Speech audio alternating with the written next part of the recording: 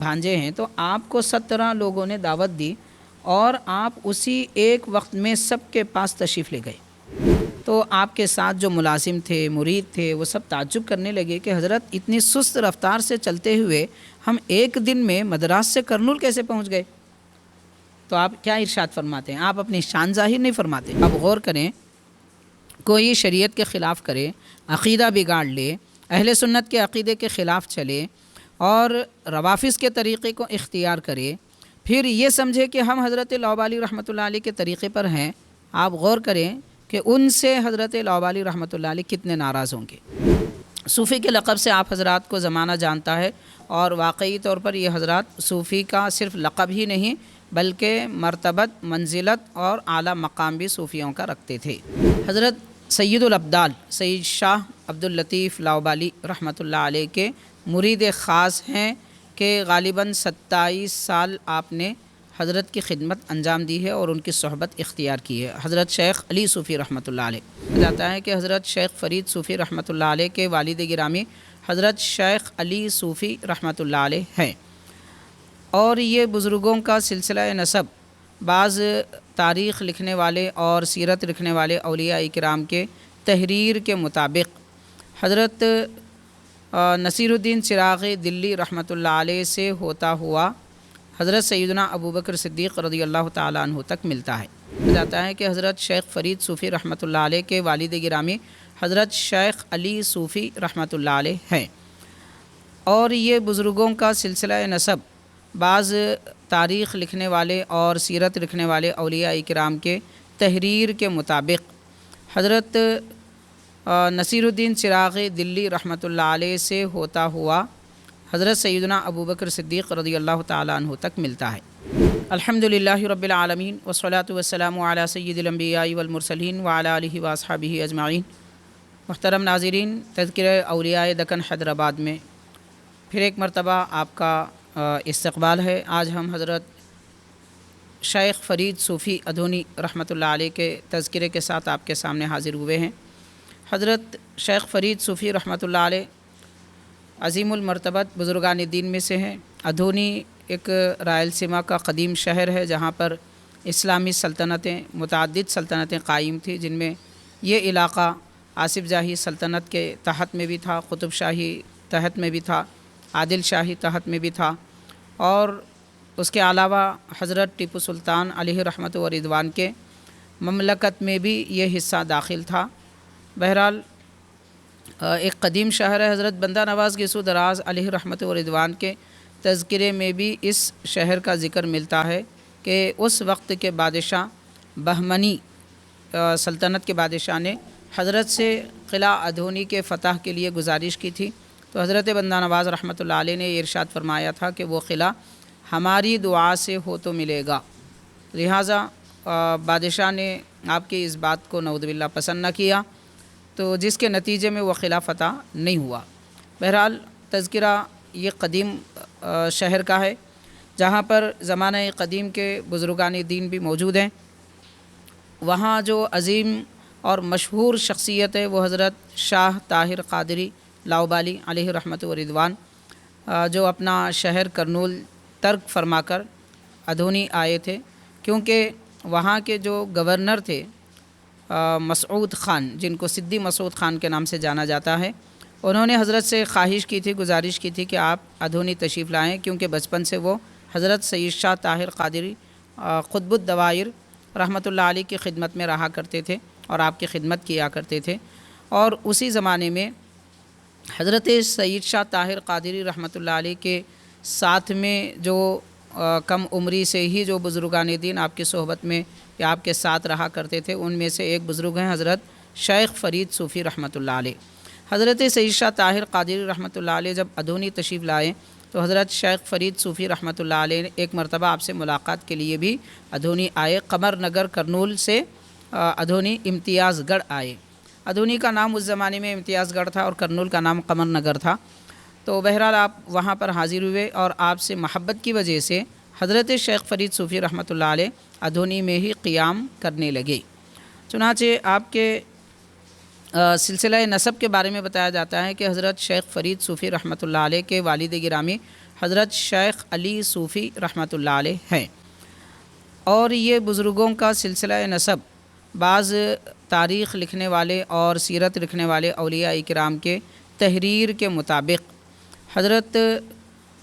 نصیر الدین چراغی دلی رحمۃ اللہ علیہ سے ہوتا ہوا حضرت سیدنا ابوبکر صدیق رضی اللہ تعالیٰ عنہ تک ملتا ہے۔ بندہ نواز گیسو دراز علیہ رحمت و رضوان کے شیخ محترم حضرت چراغی دلی رحمۃ اللہ علیہ صدیقی نسل والے تھے، اور انہی کی اولاد میں سے یا ان کے خاندان سے جن کا تعلق ہے بعد میں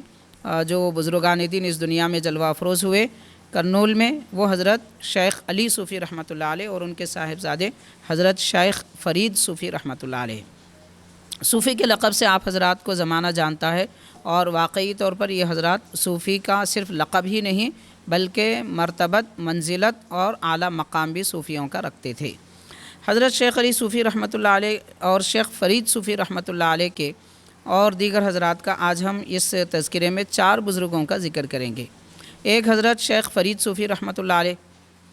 جن کا مزار مبارک ادھونی میں ہے، اور آپ کے نام سے ایک محلہ ہی آباد ہے، فرید صاحب محلہ کے نام سے۔ حضرت کے والد محترم شیخ علی صوفی رحمۃ اللہ علیہ ہیں، اور یہ شیخ علی صوفی صدیقی رحمۃ اللہ علیہ، ان کا مزار مبارک کرنول میں حضرت مسکین مولا مسکین رحمۃ اللہ علیہ کی درگاہ کے عقب میں قبرستان میں ہے۔ اور آپ حضرت شیخ علی صوفی رحمۃ اللہ علیہ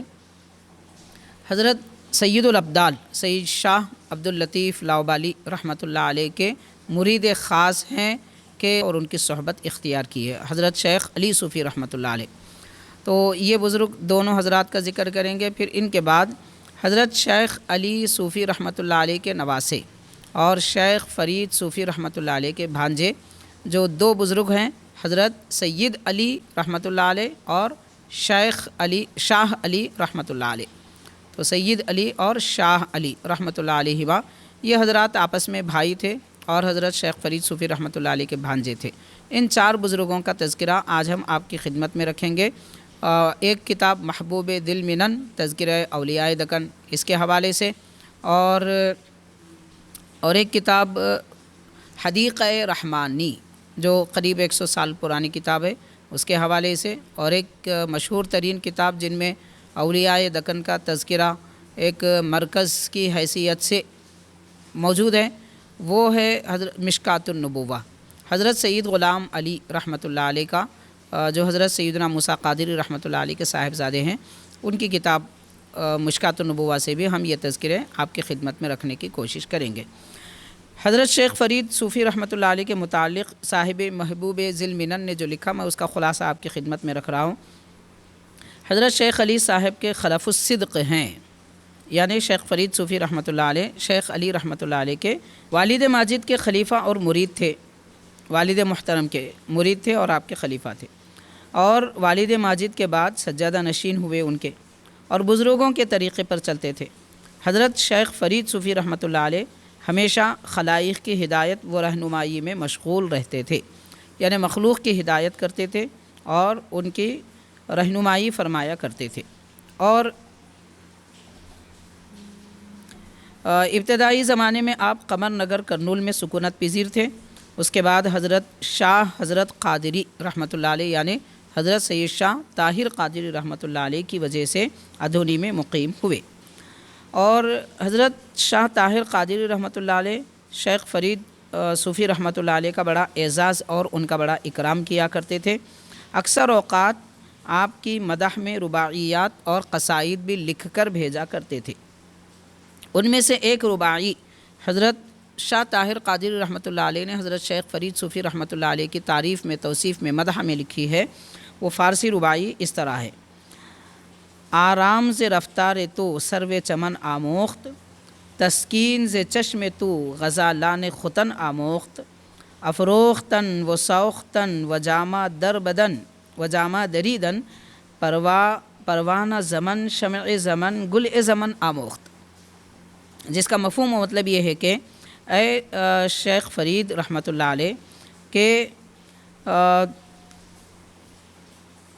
چمن اور گلستان کا ایک خوبصورت سیدھا اگنے والا درخت جس کو صنوبر کہتے ہیں اور سرو چمن کہتے ہیں، تو یہ اس نے سیکھا ہے آپ سے، آپ کی رفتار سے اس نے سیکھا ہے کہ رفتار کیسے چلنی ہے۔ اور خوشبو رکھنے والے ہرنیاں، ان کی آنکھ کو تسکین آپ سے ملی ہے، اور زمانے کا پروانہ اور زمانے کی شمع اور زمانے کے پھول روشن ہوئے، پروانے جل گئے اور شمع روشن ہوئی، پھول خوشبودار ہوئے، تو انہوں نے بھی آپ سے ہی مہکنا اور محبت میں جلنا اور پھر مہکنا اور روشن ہونا آپ سے سیکھا ہے۔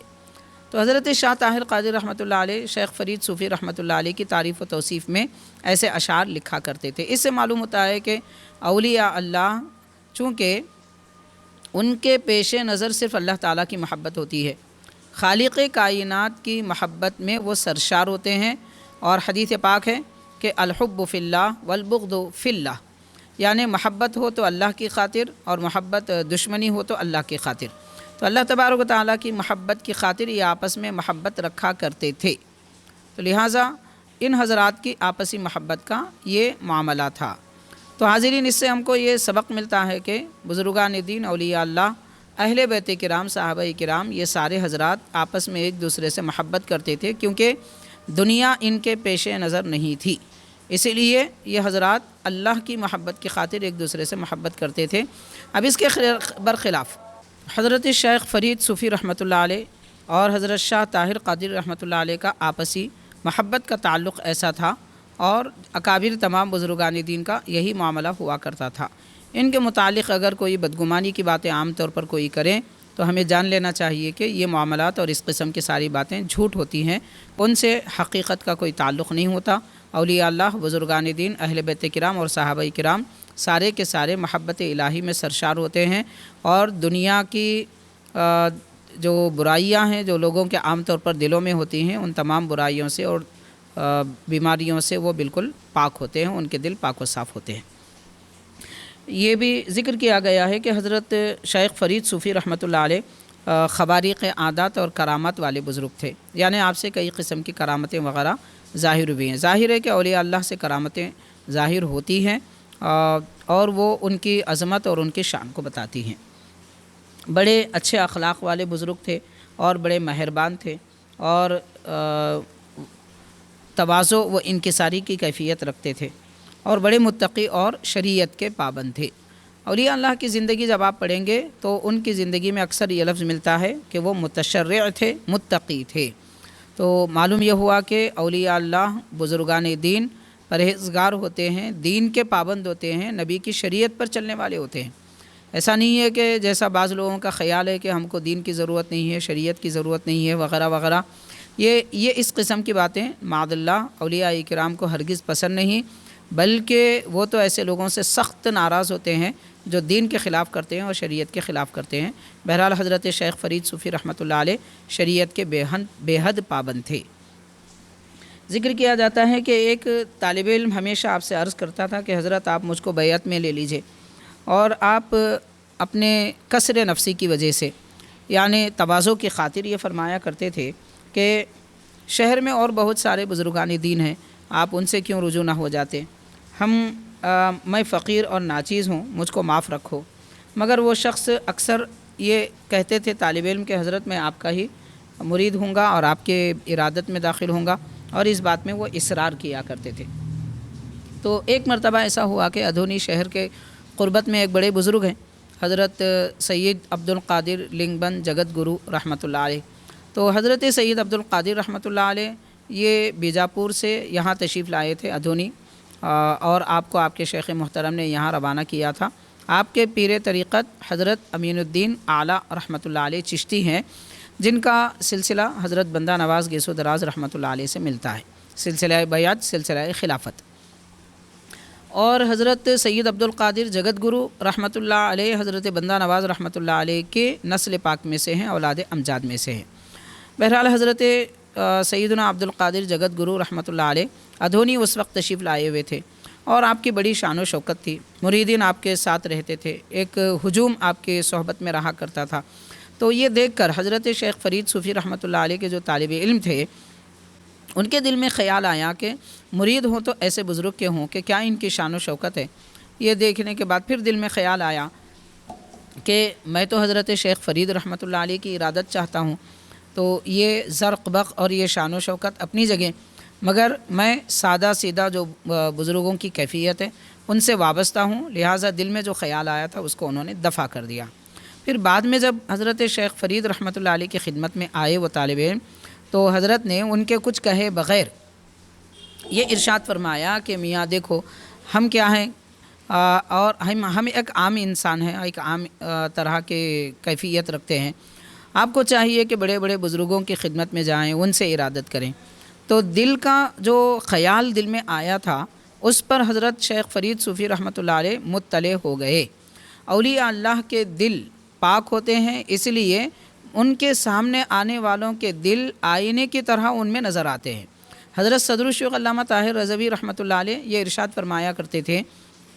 کہ جس کا دل جتنا پاک ہوتا ہے مقابل والے کا دل اس کے سامنے ظاہر ہونے لگتا ہے، جیسے کوئی آئینے کے سامنے آ جائے تو سارا چہرہ سارا بدن اس کا آئینے میں نظر آتا ہے۔ ایسے ہی بزرگان دین اور صاحب دل اولیاء اللہ کے سامنے اگر حاضر ہوں تو ان پر بھی ہمارا ظاہر ہمارا باطن آشکارا ہو جاتا ہے۔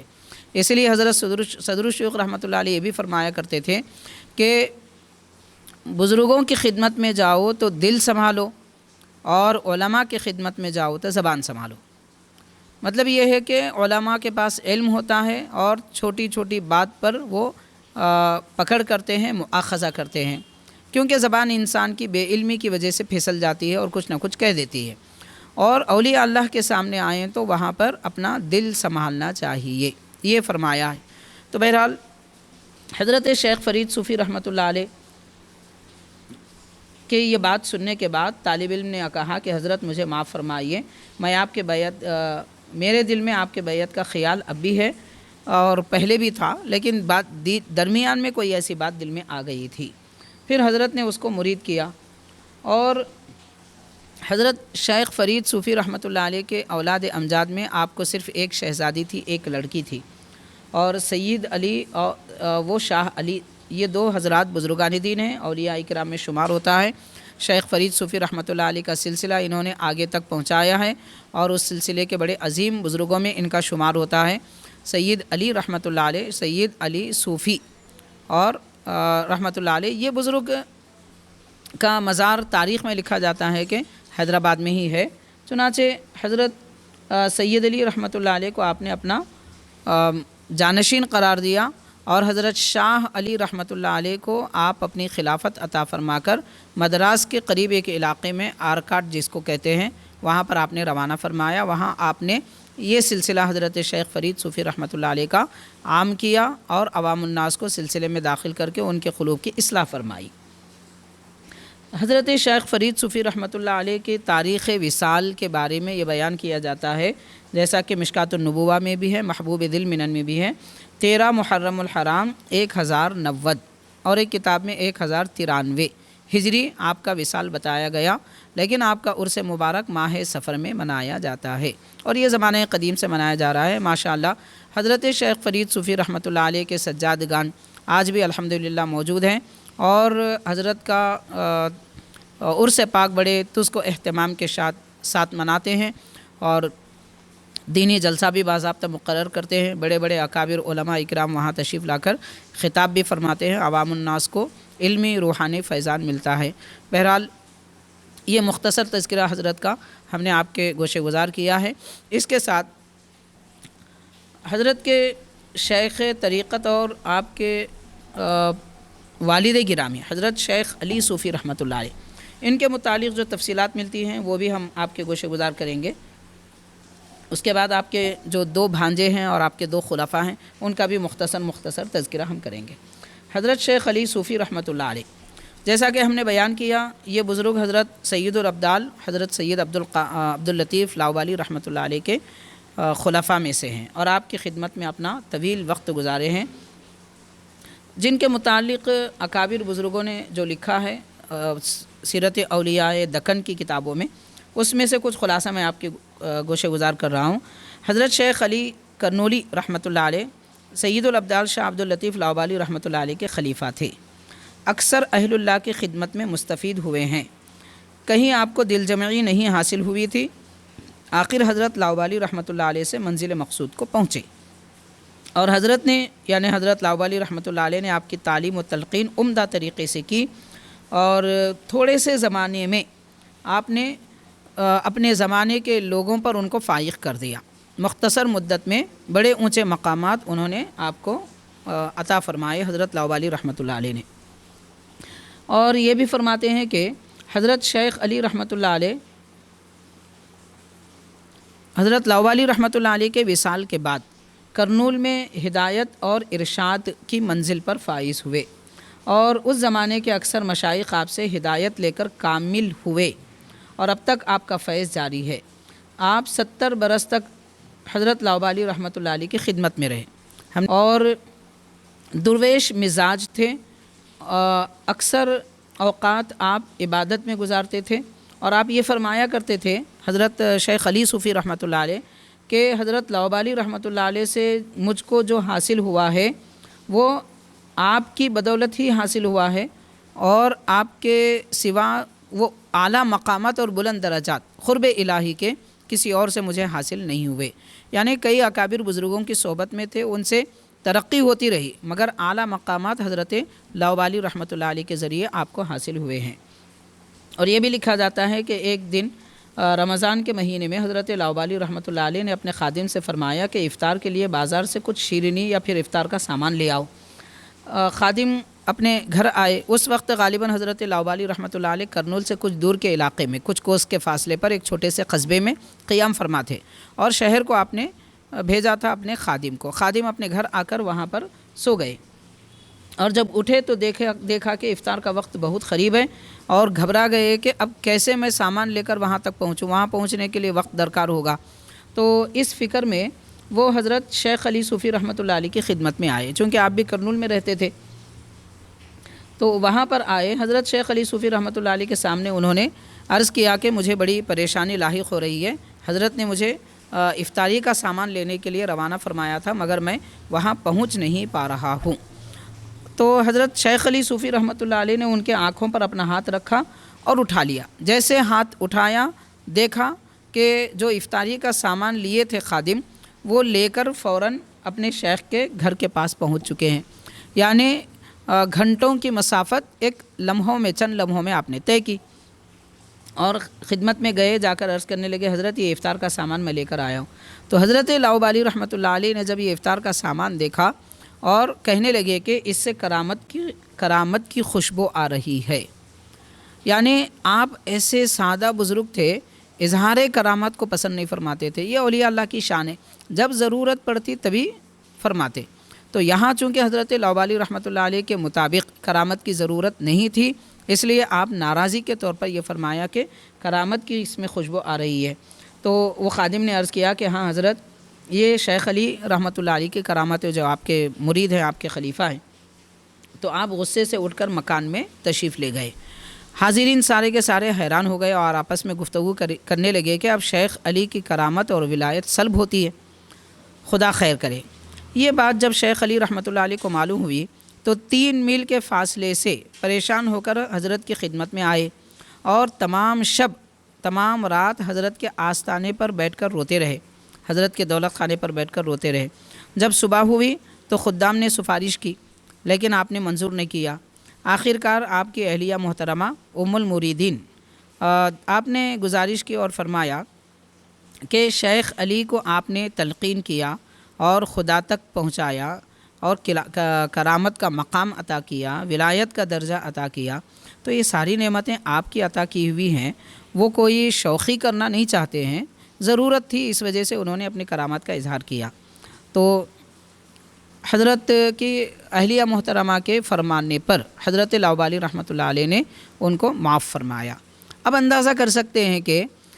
کرامت ایک فطری امر تھی، ولایت کے مقام رکھنے والوں سے ظاہر ہو جاتی ہے،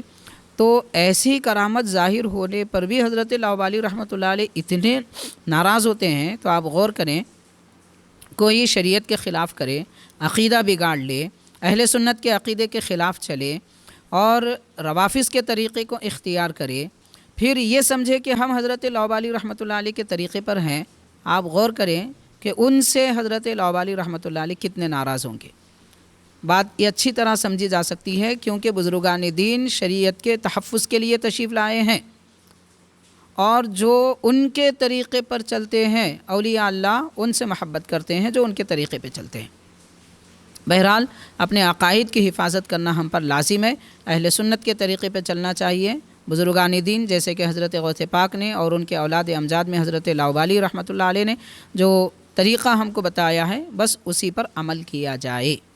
اور وہ طریقہ عقیدہ کیا تھا؟ پہلے تو سب سے پہلے حضور پاک صلی اللہ علیہ وسلم کی اللہ تعالیٰ کی محبت اور صحابہ کرام و اہل بیت کرام کی محبت۔ یہ بزرگان دین کا جو عقیدہ تھا، خلفائے راشدین کی خلافت نبی پاک صلی اللہ علیہ وسلم کی تعین کی ہوئی ہے، اگرچہ کہ انتخاب میں صحابہ کرام کا حصہ رہا مگر تعین حضور پاک صلی اللہ علیہ وسلم کی طرف سے ہوا ہے، اور خلفائے راشدین کی ترتیب خلافت کے مطابق ترتیب فضیلت ہے۔ یہی عقیدہ حضرت پیرانی پیر غوث پاک رضی اللہ تعالیٰ عنہ کا ہے، تو ظاہر ہے کہ آپ کے اولاد امجاد میں جتنے اکابر بزرگان دین گزرے ہیں، خاص کر حضرت لاؤبالی رحمۃ اللہ علیہ، تو آپ کا بھی وہی عقیدہ ہوگا۔ یہ ممکن نہیں ہے کہ حضرت غوث پاک کے عقیدے کے خلاف آپ چلیں، معاذ اللہ،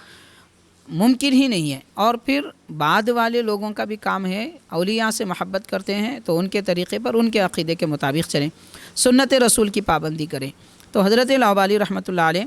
نے آپ کو بہرحال عذر خواہی پر ان کو عذر عطا فرمایا، معافی عطا فرمائی۔ حاضرین، اور یہ بھی لکھا جاتا ہے کہ حضرت لاؤبالی رحمۃ اللہ علیہ کے وصال کے بعد 12 سال تک حضرت شیخ علی صوفی رحمۃ اللہ علیہ سجادہ نشین رہے، اور حضرت کے عرس میں صندل مالی کا رسم آپ خود ہی ادا کرتے تھے۔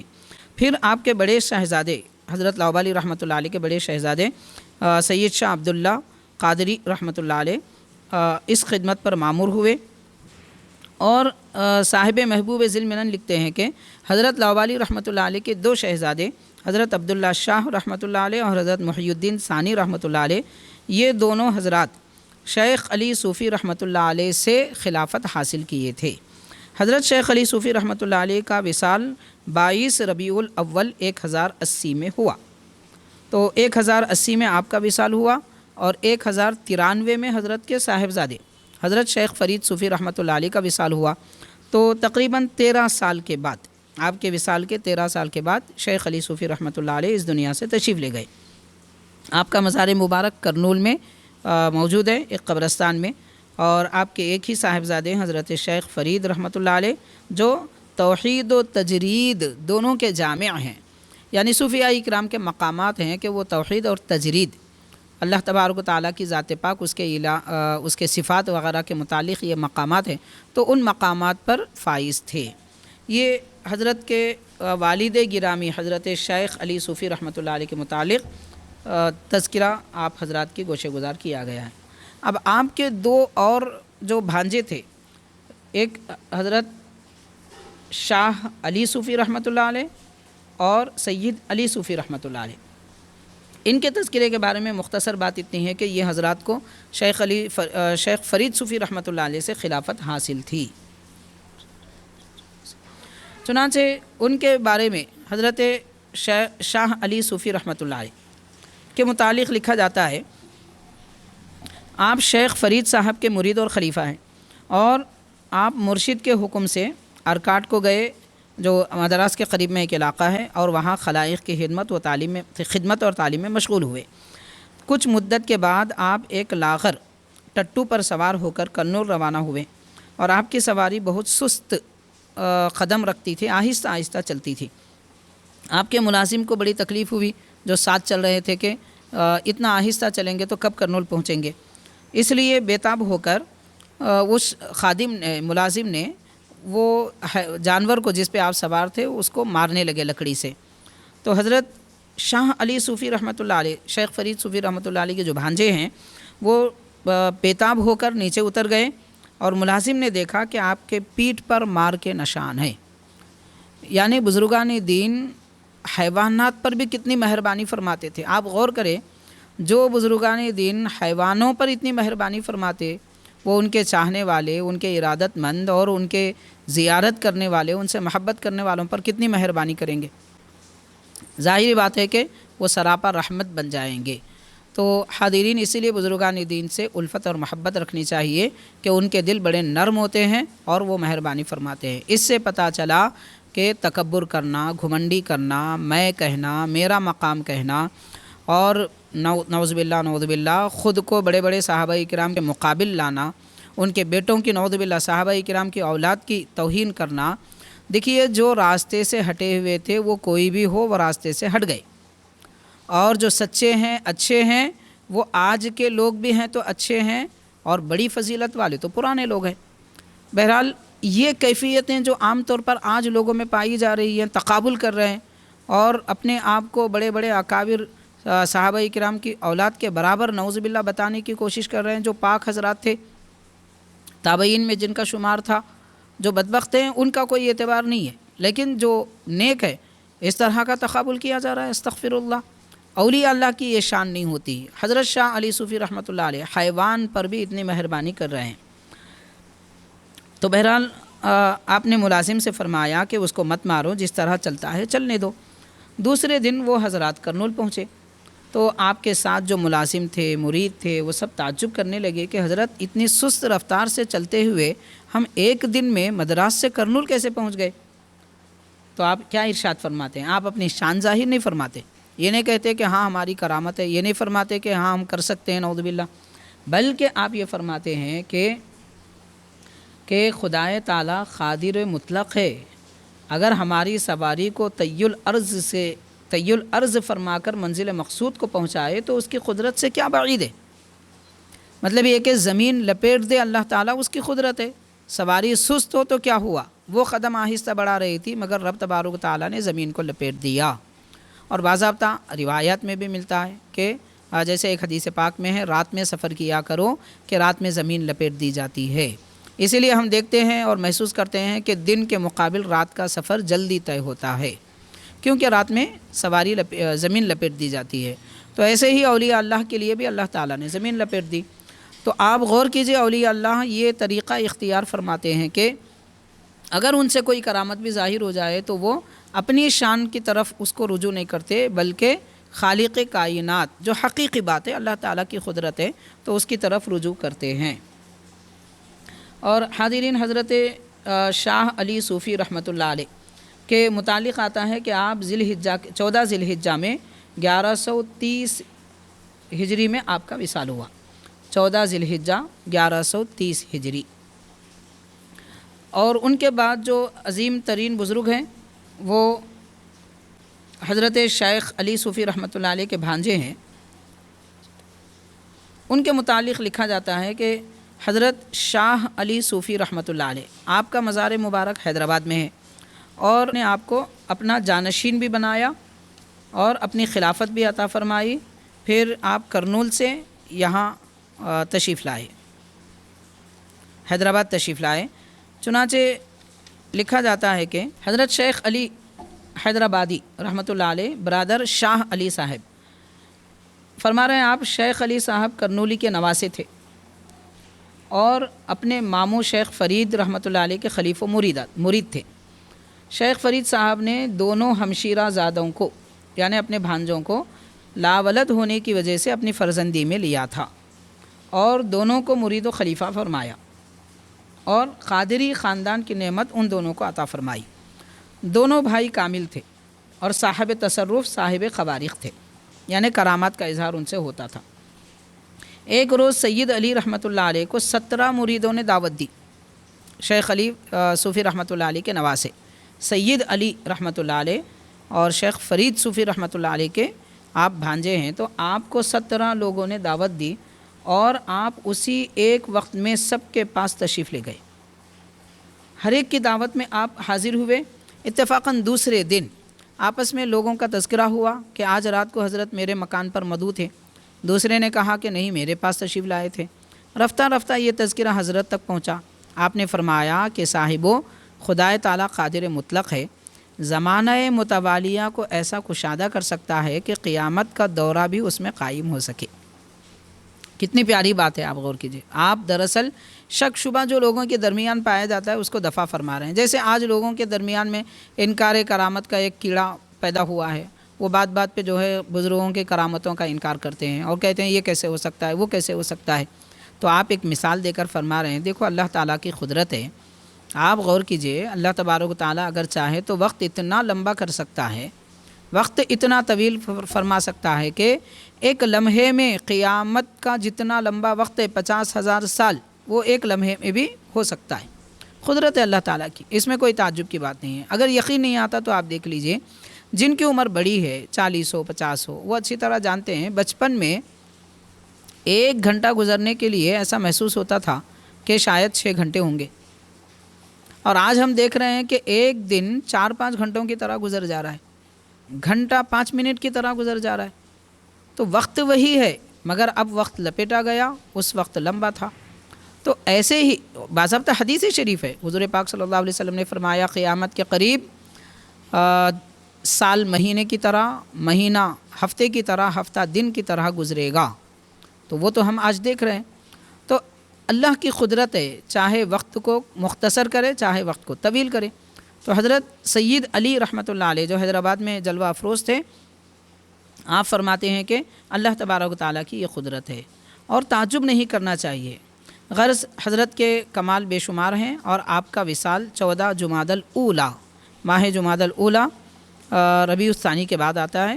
تو 11ویں شریف کے مہینے کے بعد اس کی 14 تاریخ کو آپ کا وصال ہوا، اور 1124 ہجری میں آپ کے بھائی کا وصال ہوا تھا 1130 ہجری میں، اور آپ کا 1124 ہجری میں وصال ہوا ہے. حیدرآباد میں آپ مدفون ہیں. بہرحال یہ چار عظیم المرتبت بزرگان دین کا تذکرہ ہم نے ایک مقام پر کیا ہے. ان تمام بزرگوں کے صدقے اللہ تعالی ہماری بخشش فرمائے، ہمارے کہنے سننے کو قبول فرمائے، اور جو کچھ ہم نے کہا سنا اس کا اجر ہمیں دنیا و آخرت میں عطا فرمائے، اور پروردگار ہم سب کو خاتمہ بالخیر عطا فرمائے، بزرگان دین کا فیضان عطا فرمائے. صلی اللہ تعالی وسلم علی خیر خلقی سیدنا محمد وعلی آلہ واصحابہ اجمعین والحمد للہ رب العالمین.